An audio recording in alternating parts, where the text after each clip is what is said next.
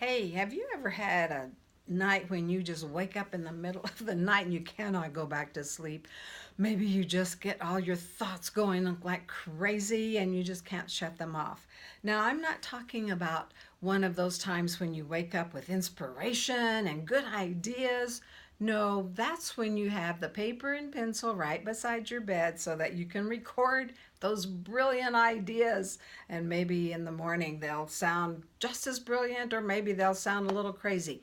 That's okay. But what I'm talking about is in the middle of the night when you wake up and you start replaying all the things that have gone wrong, or an argument that you had with a coworker or your spouse or somebody, and it'll just go round and round and round and round.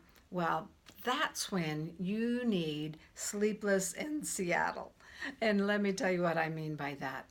I love Sleepless in Seattle, that movie. And there's one part of the movie when you probably remember it too. They're sitting around and Tom Hanks's wife is talking about, oh, do you remember then the affair to remember? And she's describing this whole scene and she's getting very emotional. And she said it was so touching. And they reached out and hugged. Oh, and she loved it.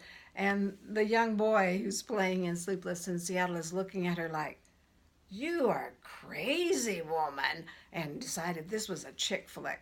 Well, every time I think about that part of the movie, my mind just goes to a smile and to a chuckle, and it changes how I began to relax.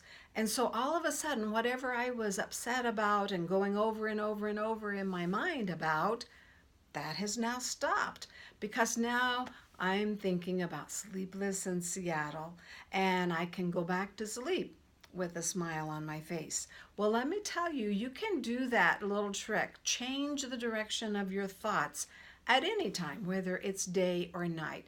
And I encourage you to do that because those negative thoughts, those upsetting and frustrating thoughts, just cause the adrenaline to pump in your body.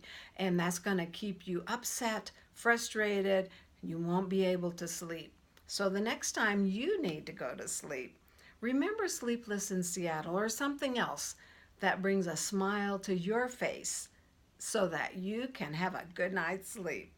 Hey, I'd love to hear from you. What are some techniques that you've used? One of the things I have found is that people can help each other. So maybe something that I haven't even shared, you will be able to help somebody else. So share your thoughts with us today. All right, this is Barbara Russell saying, when you can't sleep, think Sleepless in Seattle.